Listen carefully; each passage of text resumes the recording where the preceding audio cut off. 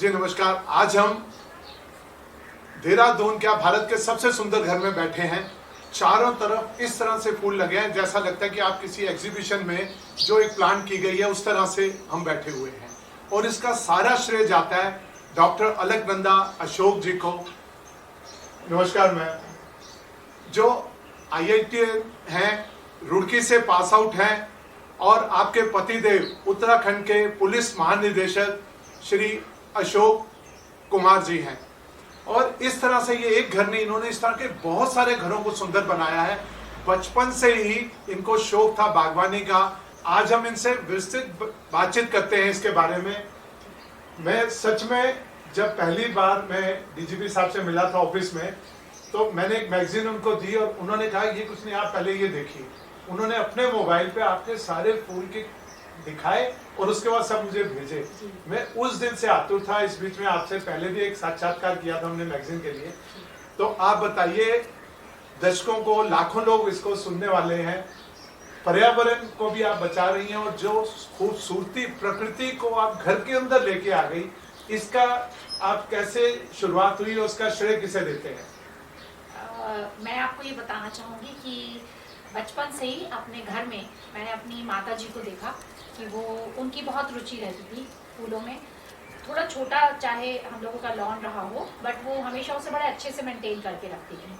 और वो हमेशा पौधों के बारे में हमें बताती भी रहती थी, पेड़ों को कैसे हमें बचाना चाहिए, उनको कैसे सींचना चाहिए।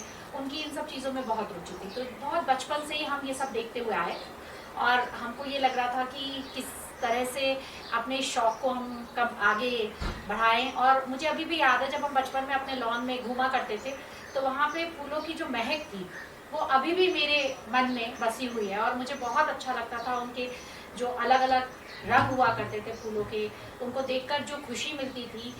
तो धीरे धीरे अपने आप ही फूलों से, पेड़ों से मेरा बहुत ज़्यादा लगाव हो गया। और नेचर के हमेशा बहुत नज़दीक रहे, जहाँ पर भी रहे। पेरेंट्स का भी घर में हमेशा एक अच्छा बड़ा लॉन रहता था और हमारी माता जी उसको लॉन को तो बहुत अच्छे से मेंटेन करती थी, बट साथ साथ किचन गार्डन भी जो था उसका भी उन्हें अच्छा शौक था। तो क्योंकि बचपन से उन्हें हमने देखा कि किस तरह से वो फूलों का ध्यान रख रही हैं, तो वही चीज़ मेरे मन में भी और मेरे अंदर भी धीरे धीरे डेवलप हो गई। यहाँ बहुत सारी आपने इनोवेशन की है जी। मतलब मैं देख रहा हूँ, पहली बार मैंने देखा कि बांस को किस तरह से आपने गमले का स्वरूप दिया और इसमें आपने कहीं भी प्लास्टिक नहीं है। इसके बारे में थोड़ा सा बताइए। जी, अभी जैसा कि आप सब लोग जानते हैं कि हम लोगों के पर्यावरण के साथ किस तरह का खिलवाड़ हो रहा है और पोल्यूशन किस तरह से बढ़ रहा है, वातावरण में किस तरह से जहरीली गैसेस भी बढ़ रही हैं। और सबसे बड़ी बात यह कि प्लास्टिक जो है वो बहुत आसानी से डिग्रेड नहीं होता है।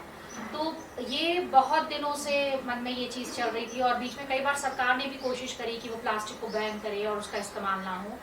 तो मेरे मन में धीरे धीरे ये आया कि हम लोग जैसे प्लास्टिक के पॉट्स यूज़ करते हैं या प्लास्टिक की पॉलीथीन्स जो होती हैं उनमें हम लोग सैपलिंग्स लगाते हैं, तो उनको देखकर हमेशा मेरे मन में ये आता था कि ये तो हमारे आगे के, एक तरफ तो हम इतना नेचर के अपने आप को करीब रखना चाहते हैं, उसका ध्यान रखना चाहते हैं, और वहीं पर ही इन चीज़ों के इस्तेमाल से हम आने वाली जनरेशन के लिए एक बहुत बड़ी समस्या भी साथ साथ लेकर चल रहे हैं। तो धीरे धीरे मन में ये आया कि हमें जो पॉलीथीन है उसको एकदम से ख़त्म करना है, प्लास्टिक को एक तरह से अपने उसमें से ख़त्म करना है। तो फिर मैंने सोचा कि हम लोग क्या ऐसी चीज़ें हो सकती हैं जो बहुत आसानी से डिग्रेड हो जाती हैं। और अब उसमें जैसे मिट्टी के गमले हम लोग ने लेने शुरू करे। उसमें मिट्टी के गमले भी बहुत अच्छा है, हमारे पर्यावरण का बहुत फ्रेंडली चीज़ है। इसके साथ साथ फिर मुझे थोड़ी सी क्रिएटिविटी करने का बहुत शौक है। तो मैंने एक बार कहीं पर एक थोड़ा सा जो FRI, बल्कि आप कहिए FRI, हम लोग गए तो वहाँ पे अलग अलग किस्म के बैम्बूज लगे हुए हैं। तो उसी में मैंने देखा थोड़े मोटे टाइप के भी बैम्बूज थे और वो वहाँ पे कुछ जैसे खराब हो जाते हैं और साइड में गिरे हुए पड़े हुए होते हैं। तो मैं उसमें से एक छोटा सा टुकड़ा उठा के ले आई। तो उसने मेरा को अचानक से, मैंने उसमें जब देखा, पहली बार ये देखा कि उसमें बैम्बू में जो नोड्स बनी हुई होती हैं वो पूरी तरह से बंद होती हैं। तो मेरे मन में ये आया कि क्यों ना हम इसे गमले की तरह इस्तेमाल करें। तो जो एक छोटा सा टुकड़ा था उस पर मैंने पहले एक्सपेरिमेंट किया, एक पौधा लगाया और वो नीचे उसका तला भी बड़ा अच्छा सा था, पूरा सब कुछ पूरा ऑर्गेनिक ही चीज़ थी। तो उसमें बड़ा अच्छे से मेरा प्लांट किया, पौधा अच्छे से ग्रो किया। और अच्छी बात यह कि क्योंकि तने की थोड़ी सी मोटाई भी थी, गहराई भी हो गई थी, तो वो बिल्कुल गमले की तरह ही उसमें मिट्टी भी हम रख पा रहे थे, तो वो बड़ा सक्सेसफुल हो गया। तो उस बार थोड़े से इस तरह के खड़े वाले हमने पॉट्स बनाए और लेकर आए, बैम्बू लेकर आए। FRI में उसकी ऑप्शन होती है, तो वहाँ से हमने खरीदे, उसको बनाया। फिर मेरे मन में आया कि क्यों ना हम, अच्छा शुरू में ये लग रहा था कि मेरे को और फूल लगाने हैं और किस्म के, क्योंकि देहरादून का तो वातावरण इतना बढ़िया है कि अगर आप थोड़ी सी भी मेहनत करें तो आपको बहुत ज़्यादा फूल मिल जाते हैं। तो इसलिए फिर मुझे लगा कि थोड़ा लॉन छोटा है, तो क्यों ना हम वर्टिकल इसमें बढ़ें। और इस तरह की चीज़ें हम लोग अपने उसमें तो पढ़ते ही हैं, इंजीनियरिंग में पढ़ रहे होते हैं कि वर्टिकल ग्रो कर लिया तो हमारी जगह की जो कमी है उसको वो कर लिया। तो तब ये आइडिया है कि क्यों ना हम बैम्बू को ऐसे हॉरिजॉन्टल रखें और उसमें लंबे लंबे मैंने छेद बनाए और उसके अंदर प्लांट्स लगाए और वो भी सक्सेसफुल हो गया। तो इस तरह से फिर धीरे धीरे इनकरेजमेंट मिलता गया, तो बैम्बू का बहुत अलग अलग तरह से इस्तेमाल करा। बट सारी की सारी क्रिएटिविटी खुद ही थी कि जब बैम्बू काट रहे होते थे, अच्छा इसको ऐसे काट के देखते हैं तो शायद एक नई किस्म का निकल आए। फिर उसमें मैंने एक और वो किया, वो भी आप यहाँ पे देख सकते हैं कि जो हम लोगों के पुराने पेड़ जो काट के उधर रखे होते हैं, जो हम लोगों की लकड़ियों के डिपोज जो होते हैं, वहाँ से मैंने कुछ पुराने बड़े बड़े ट्रंक्स लिए, उसके तने लिए, उनको बीच में से थोड़ा सा खोखला किया और उसमें फिर मिट्टी भरकर उसमें भी कुछ पौधे लगाए। काफी सारे यहाँ लगे हुए हैं। जी जी, वो भी हमने अभी देखा उनको, ये भी अलग स्वरूप आता है, पूरे प्रकृति के साथ जुड़े हुए हैं। एक ये अद्भुत, ये मैंने लॉग देखा था जब हम यहाँ प्लांटेशन करने आए थे, तो एक बड़े पेड़ के चारों तरफ ये जो लताएं चढ़ जाती हैं और उसमें वो बाद में थोड़े बड़े बड़े से होकर एक जाल टाइप का सा बना लेते हैं। तो ये जाल वहाँ से मैंने वहाँ देखा था आपके जहाँ प्लांटेशन की थी। जी जी, तो वहाँ पे लाकर एक उसी में गई थी, लकड़ी के डिपो पे ही गई थी। तो वहाँ पे मैंने स्पेशली उनसे पूछा कि ये जो ये ऊपर लकड़ी लगी हुई है तने के, क्या हम इसको अलग कर सकते? तो उन्होंने कहा हाँ, ये पिंजर टाइप की एक अलग सी चीज़ होती है, तो जब हम लकड़ी को चीरते हैं तो ये चीज़ अलग हो जाती है। तो मैंने कहा मुझे किसी तरह से इसको बचा के दीजिए। तो उसमें जो बीच में छोटे छोटे छेद थे, तो मन में ये आया कि वहाँ से अगर फूल झांके तो बहुत अच्छे लगेंगे। तो तब ये सच में बहुत ही सुंदर है। देखिए, इंजीनियरिंग करने के बाद आप इस समय डीन हैं पंतनगर तकनीकी विश्वविद्यालय की।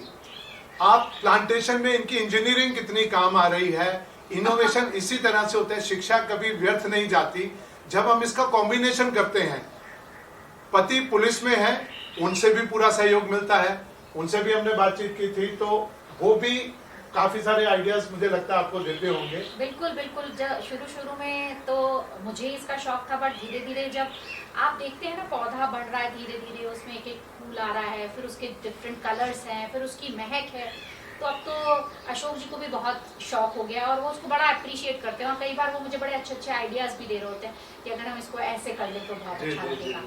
तो वो अब बहुत अच्छा लगता है, उनको भी बहुत प्यार है और उनको बड़ा अच्छा लगता है। वो किचन गार्डन का बहुत ज़्यादा ख्याल रखते हैं कि वहाँ पर हमेशा कुछ हरी सब्जी हमें मिलती रहे, ऑर्गेनिक सब्जियाँ मिलती रहे। अच्छा। तो हम दोनों लोग मिलकर अपने शौक को पूरा करते हैं और जब एक एक फूल खिल रहा होता है तो उस वक्त जो खुशी मिल रही होती है कि हमारी मेहनत रंग ला रही है। और जब ये सब फ्लावर्स भी लगाए जा रहे होते हैं तो मुझे बड़ा अच्छा लगता है। मैं खुद से पौधों को लगाती हूँ और फिर सुबह उठकर हम लोगों का करीब 1 घंटा तो यही होता है कि हमारे पौधे कैसे हैं, और अगर किसी का स्वास्थ्य अच्छा नहीं लग रहा होता है तो फिर ये भी देखा जाता है कि इसमें पानी तो कम नहीं है, ज़्यादा तो नहीं है। और अब तो इतने साल हो गए तो अब बहुत अच्छे से पता लग गया कि कौन सा पौधा हमें शेड में रखना चाहिए, किसको कितनी धूप की आवश्यकता है, किसको कितना पानी चाहिए, क्योंकि हर पौधे की रिक्वायरमेंट डिफरेंट है, अलग अलग होती है। जी। तो आप स्वयं कितना समय देती हैं इनको सजाने में, संवारने में? मैंने कई बार आके देखा कि आप इनमें पानी भी दे रही होती हैं, आप डांटते भी हैं उनको कि उन्होंने ये ठीक से नहीं किया है, तो स्वयं कितना समय दे पाते हैं? देखिए, एक्चुअली ये तो पैशन है। तो हम इवन आप तो ये कहिए कि जब मैं घर से अगर बाहर भी निकल रही होती हूँ तो मेरी नज़र मेरे पौधों पर ही होती है। जी।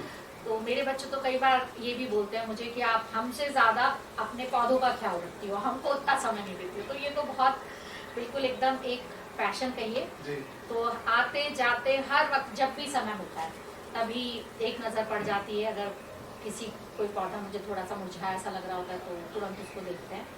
तो ये तो इसका कोई समय नहीं है, ये तो जितना भी समय इसको दे जी। दें वो कम है। बट अच्छी बात ये है कि जितना भी समय हम इसको देते हैं वो हमारा बहुत पॉजिटिव समय जाता है, बहुत खुशी का समय जाता है, तो बहुत अच्छा लगता है। मुझे ये लगता है कि सभी जो हैं अंदर से ज्यादा यहाँ बाहर बैठना ज्यादा पसंद करते बिल्कुल हैं। बिल्कुल, हम लोग कमरों में तो बहुत ही कम बैठते हैं। हमारी ज्यादातर कोशिश यही रहती है कि हम अपने पौधों के साथ बैठें, शाम को लॉन में बैठें और इसको एंजॉय करें।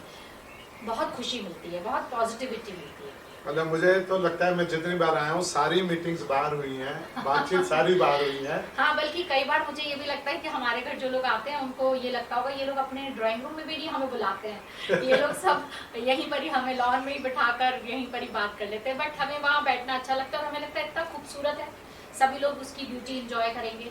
तो खास तौर पे जो हम लोगों का फरवरी मार्च अप्रैल का महीना है, बाहर जिस वक्त है, बसंत जिस वक्त है, उस वक्त तो बहुत ही अच्छा बहुत feel अच्छा। कर रहा और होता है। विंटर में भी आपने, सर्दियों में भी आप उसी तरह के फूल लगाते हैं कि हर क्योंकि सर्दी सीजन में के- बाहर ही बैठना है। जी, सीजन के अलग अलग पौधे होते हैं, अलग अलग फूल होते हैं, तो उनको उसी सीजन के हिसाब से लगा। मैं आपको बड़ी रोचक बात बताता हूँ। हॉर्टिकल्चर डायरेक्टर जो उत्तराखंड के हैं उनके पास बैठा था, तो उन्होंने जब मैंने आपके घर की बात की तो उन्होंने कहा कि उस समय जो अपने वन मंत्री थे, पर्यावरण मंत्री थे, उन्होंने उनको कहा उनका देखो डीजीपी साहब का घर इतना अच्छा है और मैं इस प्रदेश का मंत्री होके मेरे घर में कुछ भी नहीं है। जी, बस ये वही है, शौक की बात है, पैशन की बात है। क्योंकि पौधों को जब तक हम खुद से ध्यान नहीं रखेंगे, अगर हम ये सोचते हैं कि हमारे गार्डनर या हमारे जो माली लोग हैं वो उसको उतने अच्छे से कर लेंगे, ठीक है, वो उसको जॉब की तरह लेते हैं। जी, जी, हम लोग इसको अपनी एक बहुत कह लीजिए हॉबी है, पास टाइम, हमारा बेस्ट पास टाइम है, हम लोग उसकी तरह लेते हैं। तो दोनों में थोड़ा फर्क तो रहता ही है।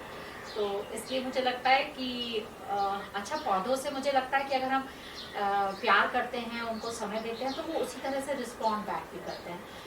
वो भी प्यार की भाषा समझते हैं। बिल्कुल ठीक बात है। तो मैं तो उनको कई बार गाना भी सुना रही होती हूँ, जब पानी दे रही होती हूँ तो गा रही होती हूँ, तो मुझे लगता है कि ये लोग भी खुश हो रहे होंगे और मैं तो खुश हो रही क्या हूँ। बात है, क्या बात है। तो आप भी ये मानते हैं कि अगर संगीत भी बजाया जाए तो उससे भी बिल्कुल प्लांट्स जो हैं और ज्यादा अच्छे खिलते हैं। देखिए, सभी अगर हम इंजीनियरिंग पॉइंट ऑफ व्यू से, साइंस के पॉइंट ऑफ व्यू से समझे तो ये तरंगे हैं, और अगर पॉजिटिव तरंगे जाती हैं किसी भी वातावरण में तो वो उस वातावरण को खुशहाल और पॉजिटिविटी देती हैं। तो मुझे लगता है कि पौधों को भी इससे फर्क पड़ता है। इससे मैंने एक जगह पढ़ा था, एक विदेशी ने अपने घर में टमाटर लगाए थे और वो गिटार बजाता था। तो गिटार में जो साउंड है वो मंगल वाली, तरन तरन वाली, जो हमारे मंत्र से मिलती जुलती आवाज निकलती है। और लाल रंग का टमाटर है जो मंगल को रिप्रेजेंट करते हैं। अच्छा। उसके टमाटर बाकी सारे पड़ोसियों के टमाटर से दुगने मोटे और दुगने न्यूट्रिएंट वैल्यूज में हो गई, जी जी, बिना खाद डाले। नहीं, आप बिल्कुल सही कह रहे हैं, इसका जरूर फर्क पड़ता है। आपका पौधे के साथ क्या व्यवहार है। एक होता है कि हम प्रोफेशनल तरीके से उसको कर रहे हैं, अपने काम की तरह से कर रहे हैं, एक हॉबी की तरह से जब करते हैं तो वो फर्क तो पड़ता ही है। अभी कुछ समय बाद सर की रिटायरमेंट होने वाली है, तो उसके बाद आपने क्या प्लान किया? अपना घर कुछ सोचा है, कहाँ बनाना है, कैसा बनाना है? हाँ, हम यहाँ पर एक ऑफिसर्स की ही कॉलोनी है, वहाँ पे हमने भी प्लॉट ले रखा है। हम लोग अपना घर वहीं पर ही बनाने का प्लान है, और बट उसमें लॉन थोड़ा सा छोटा होगा, तो हम वही अपना वर्टिकल उसमें चलेंगे। और उसमें देखिए यहाँ का मौसम बहुत अच्छा है, तो पौधों का प्रेम तो इतनी आसानी से जाएगा नहीं।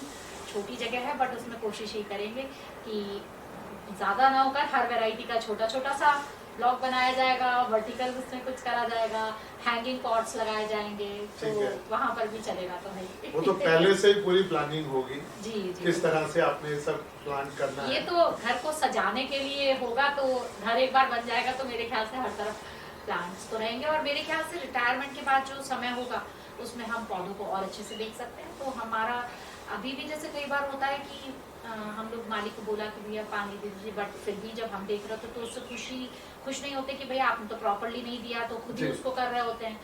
तो तब तो हमें और ज़्यादा समय मिलेगा कि हम अपने पौधों का खुद से ख्याल रख सकें। ये भी बच्चों की तरह हैं, बच्चे तो बड़े होकर अपने अपने जॉब के लिए बाहर चले गए, अब इनकी देखभाल करी जाएगी। क्या बात है, मतलब आपको देहरादून में ही अब रहना है? जी बिल्कुल, यहाँ यही अपने सपनों का घर बनाना है वो। जी बिल्कुल बिल्कुल, जिसमें आप सुंदर जगह है ये।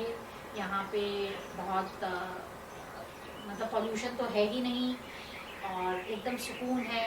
आप चिड़ियों की चहचहाट सुन सकते हैं, ग्रीन भी बहुत है, तो हमें तो बहुत अच्छी जगह लगती है। अभी भी यहाँ भी बहुत से Green पक्षी जी, आके देखता हूँ। यहाँ तितलियां देखिए ना कितनी आती हैं यहाँ जी, पर। जी, जी, जी। इन सब को लेकर प्रकृति के बीच में रहना और प्रकृति से प्रेम करना, ये संदेश जाता है।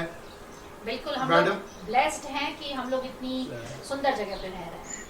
और देखिए ईश्वर ने आप दोनों को नाम भी वही दिया। अशोक का वृक्ष होता है और अलकनंदा भारत की एक बड़ी नदी है जो गंगा में समा के गंगा बनती है। जी, जी। तो ये अलकनंदा अशोक मिलकर इस तरह के कई घरों को सुंदर बना चुके हैं। जब से आप शायद विवाह के बाद जिस भी घर में आई होंगी, सर की जो भी पोस्ट रही हाँ, हमने होगी, करीब 27-28 घरों में इनकी मतलब डिफरेंट जगह पोस्टिंग्स रही, तो जी। 27-28 घरों में रहे। और ये हम लोगों का रिकॉर्ड है कि वहाँ का जब हम लोग वहाँ से ट्रांसफर आउट होते हैं तो हमारा लॉन वहाँ का बेस्ट लॉन होता है। क्या बात है। 28 लॉन को, 28 घरों को सुंदर बना चुकी हैं। ये भी अपने आप में एक रिकॉर्ड ही होगा शायद, मुझे लगता है। और मैं सच में, आप क्या संदेश देना चाहती हैं जो महिलाएं हैं जिनके पास बड़े बड़े घर हैं, अपने फार्म हाउसेज हैं, उनके बारे में कुछ टिप्स दीजिए जिससे कि वो अपने को सुंदर बना सके, अपने घर को। देखिए, सबसे बड़ी बात तो ये है कि पौधों के साथ आपको जुड़ना पड़ता है। अगर आप थोड़ा सा इसमें इन्वॉल्व होंगे तो धीरे धीरे आपका शौक खुद ही बढ़ता जाएगा, और फिर जब उससे जो सुंदरता निखर रही होती है आपको लगेगा कि मेरा घर और अच्छा होना चाहिए। तो मेरा पर्सनली तो ये मानना है कि ठीक है, सब चीज़ें ज़रूरी होती हैं लाइफ में, किट्टी पार्टी वगैरह भी ज़रूरी होती है, मगर अगर हम पॉजिटिव चीज़ें, थोड़ा सा पर्यावरण से संबंधित कुछ चीज़ें करें तो पर्यावरण अच्छा, अपना घर का वातावरण अच्छा होने के साथ साथ हम लोग खूबसूरती भी पाते हैं। तो इसलिए मैं तो चाहती हूँ कि महिलाएं तो वैसे ही खूबसूरती को बहुत अप्रिशिएट करती हैं, उनकी एक अलग सेंस होती है खूबसूरती को लेकर। तो अगर वो लोग इसमें जाएं गार्डनिंग फील्ड में, तो उनको बहुत ही अच्छा लगेगा, बहुत पॉजिटिविटी मिलती है। और कई बार घर की बहुत सारी परेशानियां होती हैं, टेंशन होती है, आप किसी से नहीं कह पा रहे हैं, आप अपने फूलों से बातें करिए, आपकी टेंशन भी कम हो जाएगी और आप एंजॉय करेंगे। बिल्कुल। जिंदगी से तनाव कम करने के लिए कितनी अच्छी बात कही है कि आपके पास कोई भी नहीं है, लेकिन आप अगर अपने फूलों से, अपने पेड़ों से बात करेंगे तो उससे भी आपको तनाव रहित रहेंगे। और मैम, आप देखा है कि इसके कुछ कॉम्पिटिशन्स भी होते हैं, महिलाओं के कुछ ग्रुप्स भी बने हुए हैं। बिल्कुल बिल्कुल, वो बहुत अच्छे अच्छे टिप्स देती हैं। देखिए, ज़रूरी नहीं है कि हमें हर पौधे के बारे में, हर चीज़ के बारे में पता हो। तो आप अगर उस तरह के ग्रुप्स ज्वाइन करते हैं तो आपको किसी पर्टिकुलर पौधे के बारे में जानना होता है, उसको कैसे हाइब्रिड करना है, मतलब, और या उसको कैसे हमें बढ़ाना है, उसके 2 के 4 पौधे करने हैं। तो इस तरह की बहुत अच्छी कंपनी भी मिलती है। तो आपकी और उनकी सोच एक सी होती है, तो आपको बहुत सारी चीज़ें सीखने को मिलती है। एक हमारा इंडियन नर्सरीमैन एसोसिएशन है, हम चाह रहे हैं कि हम आदिवासियों को माली की ट्रेनिंग दें। जी जी। और क्योंकि वो पहले से भूमि से जुड़े हुए हैं, खेती से और जुड़े उनको हुए हैं, अपने जो लोकल पेड़ होते हैं उनको, उनके बारे में हमसे ज्यादा ज्ञान होता है। जी। तो ये तो बहुत अच्छा आप लोगों का विचार है कि अगर वो नर्सरी कर सके तो अपनी कुछ आय भी उससे कर पाएंगे। नहीं, हम उनको जॉब देंगे, गारंटीड जॉब दे रहे हैं। 1000, अभी हमने सर से भी बात की है कि हम उत्तराखंड में 1000 आदिवासियों को ट्रेनिंग देके उनको माली बना के और फिर उनको जॉब भी प्रोवाइड करेंगे। जी, बहुत अच्छा आपका वो है विचार है। और मेरे ख्याल से वो लोग क्योंकि ऑलरेडी एग्रीकल्चर से जुड़े होते हैं तो वो इस चीज़ को और अच्छे से कई पीढ़ियों से जुड़े हुए वो सब लोग। बिल्कुल।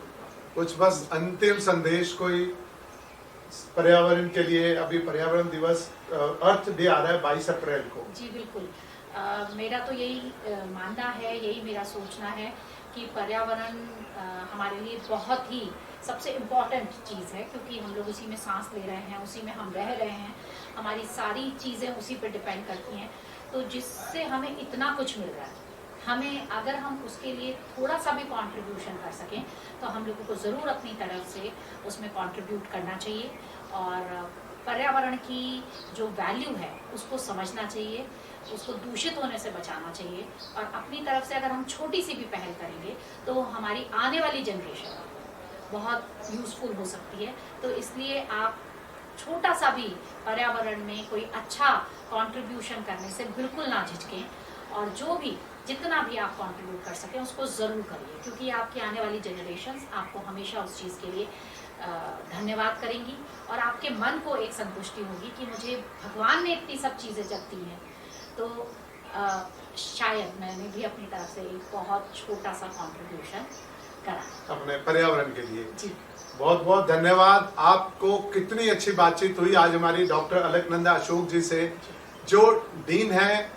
पंतनगर तकनीकी विश्वविद्यालय की और अपने छात्रों के साथ भी इसी तरह का संदेश देते हैं। जहां जहां आप जाती हैं, आपकी वुमेन्स वेलफेयर एसोसिएशन है, उसके माध्यम से भी आप सैकड़ों हजारों लोगों तक अपने इस अभियान को पहुंचा रही हैं। तो मैं सच में आपको नमन करता हूं, बहुत बहुत धन्यवाद आपका। मुझे भी बड़ा अच्छा लगा और सबसे अच्छी बात यह है कि इस इंटरव्यू को देखकर शायद बाकी लोग भी का झुकाव, उनका भी मन पौधों के साथ जुड़ने का है। जी जी, बहुत बहुत धन्यवाद। मैं निर्मल रतनलाल वैद। आप इस चैनल को सब्सक्राइब करें, लाइक करें और इस तरह के पॉजिटिव जो भी लोग हैं उनके बारे में भी हमें आप लिखें कमेंट्स में, ताकि उनसे भी मिले। और आपको अगर और भी कोई प्रश्न मैम से कभी करना हो तो अगली बार आपके प्रश्नों के उत्तर हम डॉक्टर अलकनंदा अशोक से आपको मिलेंगे, सारी जानकारी मिलेगी। बहुत बहुत धन्यवाद। नमस्कार। जय हिंद। जय हिंद।